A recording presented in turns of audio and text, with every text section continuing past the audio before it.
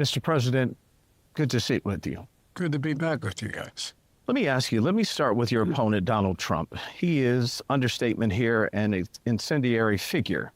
So I'm wondering if the assassination attempt will change him at all, make him more politically disciplined, more unifying. He says he's going to be, but many believe he won't, and you're going to have to fight fire with fire.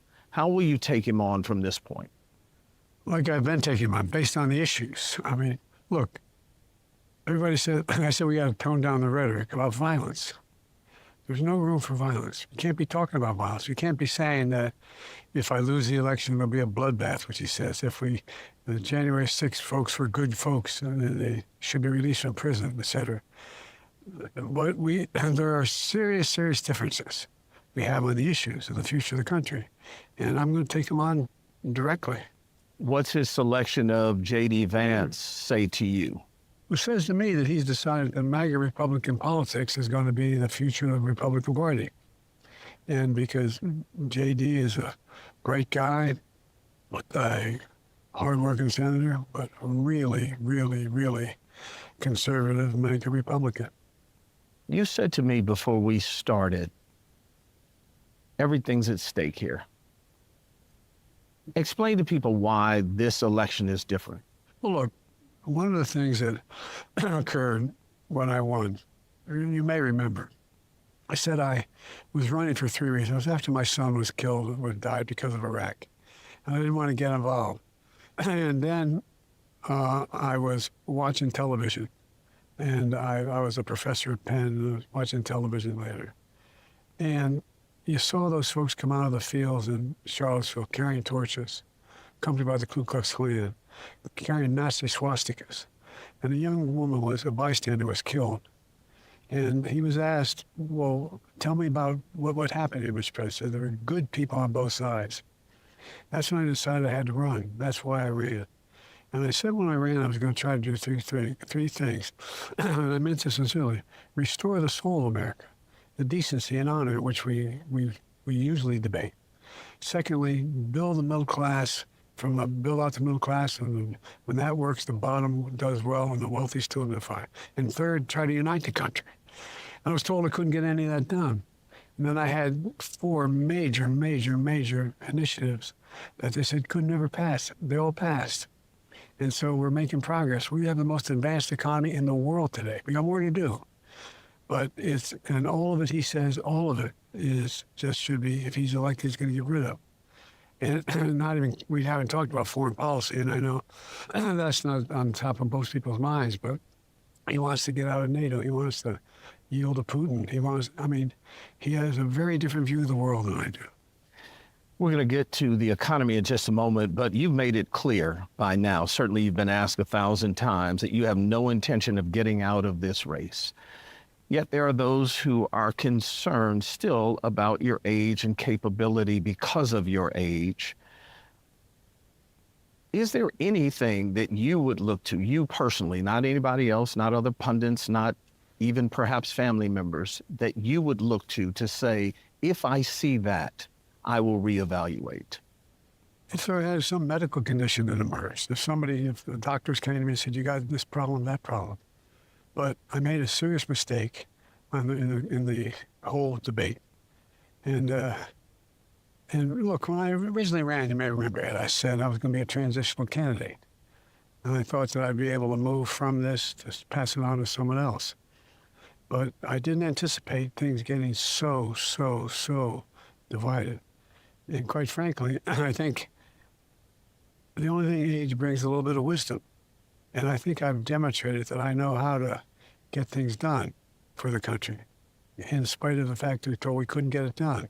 But there's more to do, and I'm reluctant to walk away from that. Would you be willing to be transitional even at this point? Would you be willing to even look at the idea that if you get in, perhaps in a year and a half or 2, you would look to your, in your words, very capable vice president to carry it over the finish line? Well, look, only if I was told that there was some medical condition that I had. And that's not the case. So, but I understand what people say. Look, I'm only 3 years older than Trump, okay? And I think I'm in a little better physical shape than he is. The point is, though, that it's not unreasonable for people to say, wait a minute, they're 81 years old. And so I think it's a legitimate thing from the race.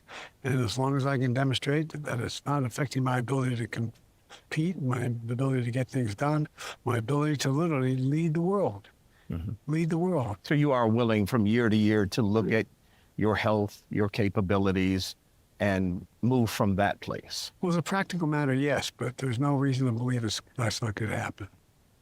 Let's turn to the economy. You've done some very good things. Unemployment rate for Black America, the lowest in history. Black Americans starting small businesses in record numbers. With your administration, you've provided $7.3 billion to HBCUs, capped insulin, as you've told us, for seniors and others. But because of the wealth disparity for African Americans, there's this sense, and being Joe from Scranton, you understand this more than most. Sometimes it's very difficult, even with all of those programs, to make it day to day to day. What do you tell people who are paying $6 for cereal? They can't take their kids to a movie or a ball game, memories that last with you. What do you tell them? Well, I tell them what's happening is inflation is coming down. It is coming down. You have 16 Nobel laureates in economics saying that it's coming down. I think you're going to see, I have not spoken to the Fed. My guess is they're going to reduce rates. But what we have to do is deal with the corporate greed. What's happened here is, since the pandemic, corporate profits have doubled. For example, I want to make sure that corporations that own apartment complexes cannot raise rent beyond 5% in any 1 year, period. I want to see to it that we're going to build 20 million new homes that are affordable. That's why I'm moving to make sure that we provide first-time home buyers, particularly in African-American communities and minority communities, down payments of $10,000 to get started. That's why I've forgiven student debt for people who have met the requirement of paying off for 10 years and still have extreme debt, but they're involved in an enterprise that is, whether a teacher, a firefighter, a police officer, et cetera, that debt is forgiven. And it's changing people's lives. It's changing people's lives. Why do you think it hasn't resonated in a louder ring of the bell? Well, I think it's resonated for those who have been affected. There's about 4 million people so far. And because the Republican Party and the MAGA Republicans have been opposed to it, and they've been beaten up on it. I think that a lot of what we've done, Ed, for example, the infrastructure bill, fancy word for making sure we have better roads, highways, bridges, take all the lead pipes out of our homes, make sure there's access to affordable internet, just like in Roosevelt's time, back in earlier than that, making sure there was electricity and agriculture in the rural areas. That's all. It takes time for it to happen, and so it's just taking time for people to see it. And the other thing is, there's not been a very good job done about saying this new $1 billion bridge going over is brought to you by Joe Biden. This $1 billion tunnel is going to increase and reduce blah blah blah. So we're working on that, and I think, but I think it's just time. Do you think Democrats have played the long game well? People will say Republicans play the long game better. Well, let me put it this way. They may play the long game, but they don't do much. Look what they've done. Last administration had us in a recession when they left. Last administration, black unemployment was down. Last administration, because of the failure to deal with COVID in an honest way, a million people died. Last administration, we had the largest deficit of anyone in history, any one-term president. There's only 2 presidents in American history who've come to office and left with fewer jobs than they came to office. And the other was a guy we all know very well. I call, anyway, Trump is one of them. When we come back, Republicans in the Supreme Court, as you note, trying to ban affirmative action, the teaching of Black history, dismantling of DE&I. How do you stand in the breach?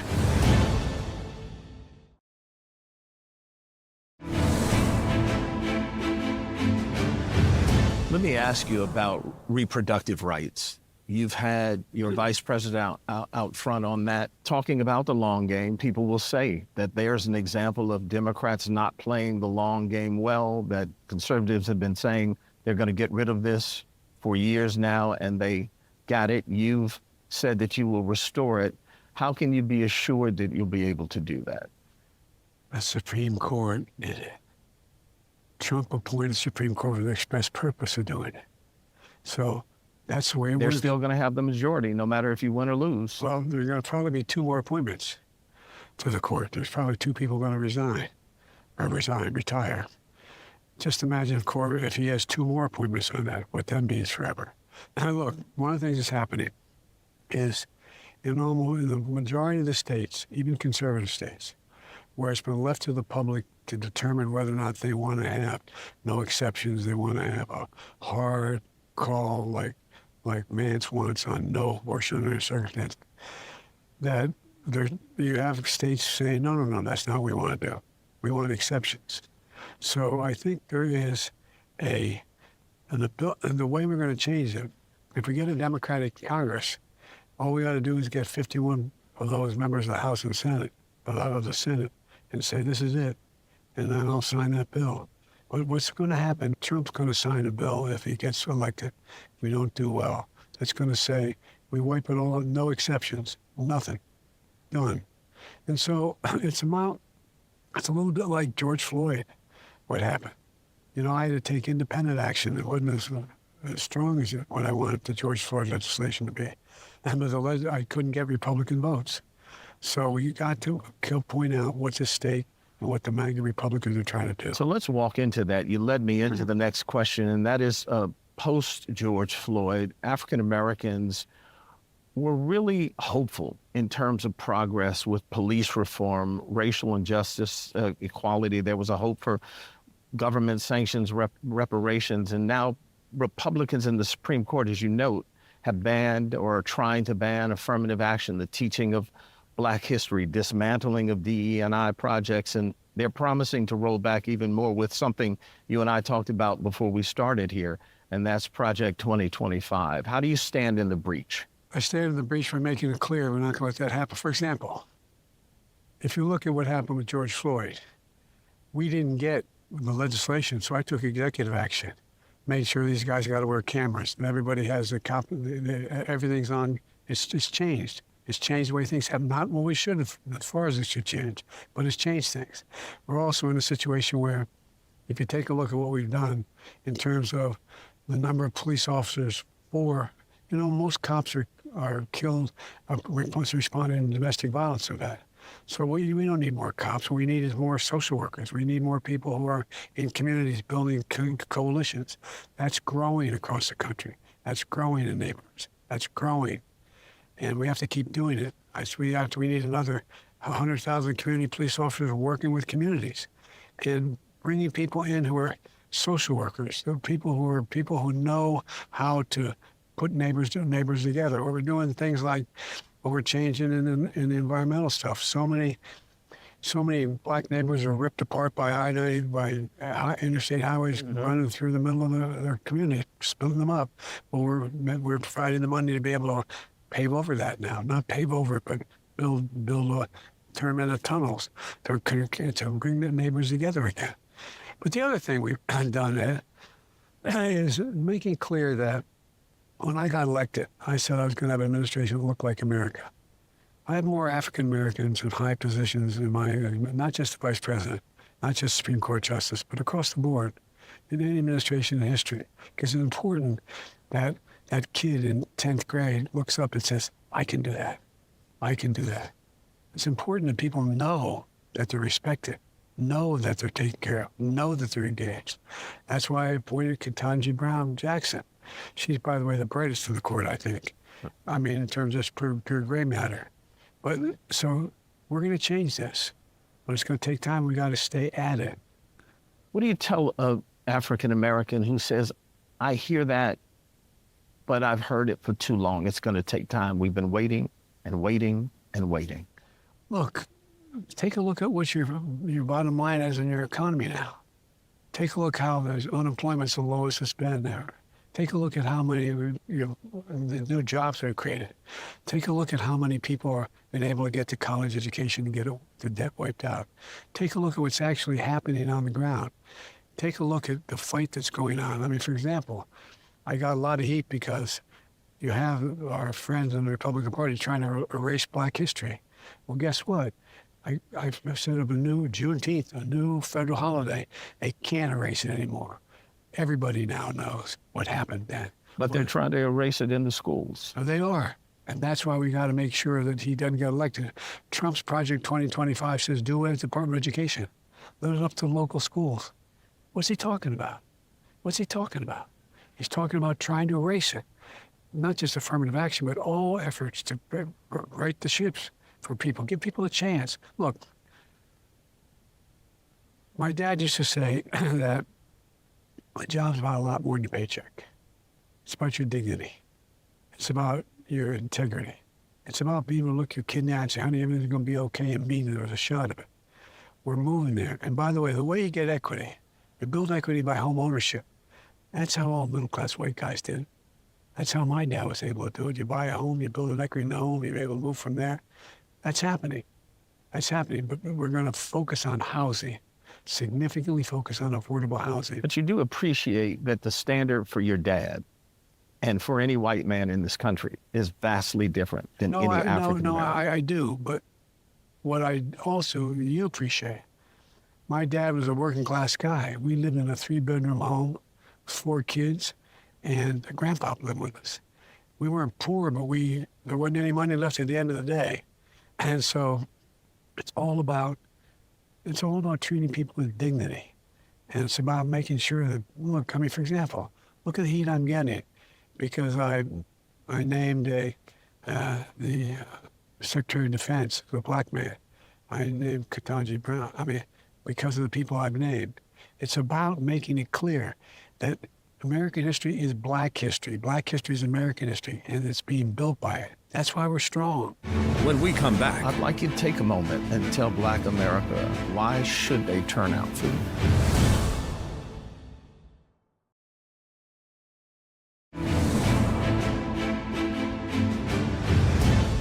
I want to ask you about your relationship with the Black voter. I think it's fair to say, in order for you to go over the top in November, you are going to have a large Black voter turnout to put you over the line to victory. And honestly, if I'm honest with you, the enthusiasm this time around is not the same as the last time you won. There is a certain disenchantment. Detroit, Philadelphia, Atlanta are going to be deciding factors in that 270 you've got to get to. I'd like you to take a moment and tell Black America what you want them to know. Why should they turn out for you? Because they know where my heart is. They know where my head is. And by the way, if you notice, whether it's young Blacks or young whites or young Hispanics or young Asian Americans, they've never focused until after Labor Day. I mean, the idea they're focused intently on an election right now is not there. And by the way, if you take a look at the presidents who have won at this stage of the game, the last 7 or 8 presidents, 5 of them were losing at this time by significant margins. The point is, we're just getting down to game time now. We've put together the largest volunteer organization, I think, in America. There were 2,200,000 individual contributors, small contributors, raising tens of millions of dollars for me to be able to compete. So I think you're going to be surprised at and by the way, for example, I was in South Carolina, went to going to a Black home where a dad and his son were sitting at the kitchen table with him, and they talk about it. And after it was all over, his father said, no one's talked to my son like this before. No one said, you really mean it. I do mean it. I mean it. It's about why I got involved in the first place. Look, I got out of school, high school, and my state was segregated by law to its great shame in Delaware. And I got involved in the civil rights movement. No great shakes, just sit-ins, and things like that. And the end result of this was all the friends I made. For example, one of the guys who my mom talks about when Barack called me and saying he wanted to do a background check on me because he wanted to think of me as vice president. I said, I don't want to be vice president. And he said, no, there's only you and two others. I said, Brock, I can help you more as a senator. I really believe that. He said, no. He said, well, damn it, there's only you. And I said, Brock, I don't want to be vice president. He said, well, go home and talk about it. He knows my mom, my dad's dead. So we had a meeting. I was on the train and then going back to Wilmington.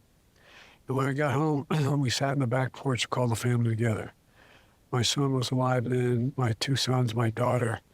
The only outside, other than the family members who was there, was Ted Kaufman. It was my best friend and was just stepped into the Senate when I got elected vice president.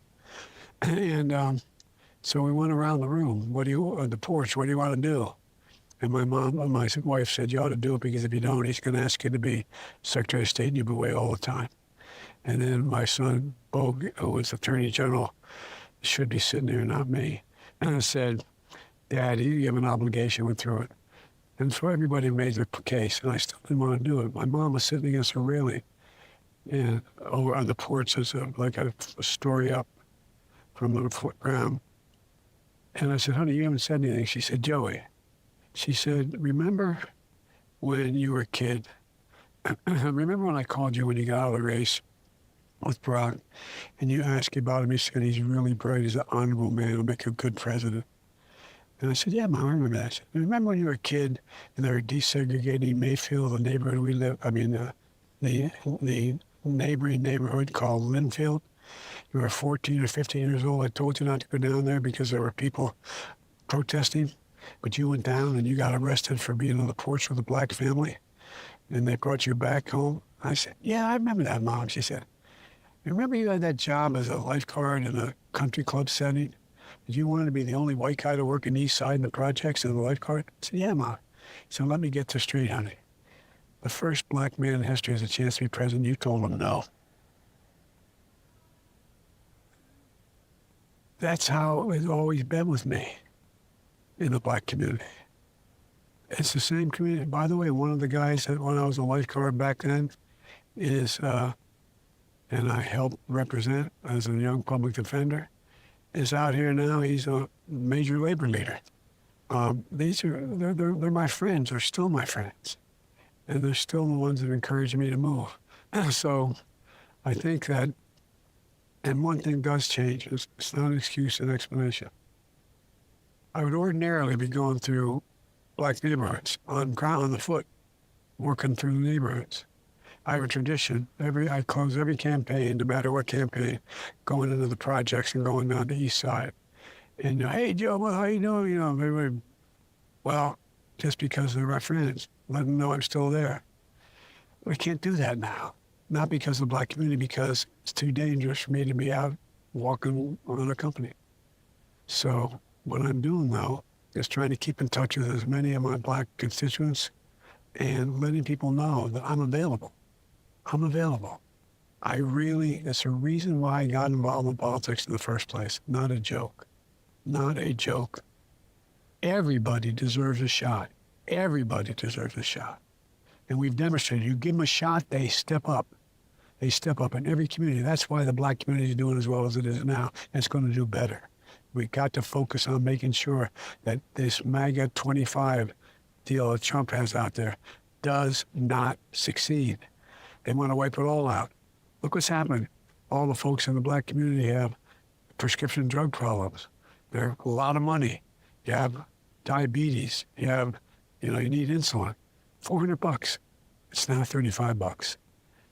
The black community, in the East Side where I'm from, where I was, you're in a situation where no black American, any American over the age of 65 will have to pay more than $2,000 a year for all the prescriptions for the entire year, including cancer drugs that are $2,000, $12,000, $15,000.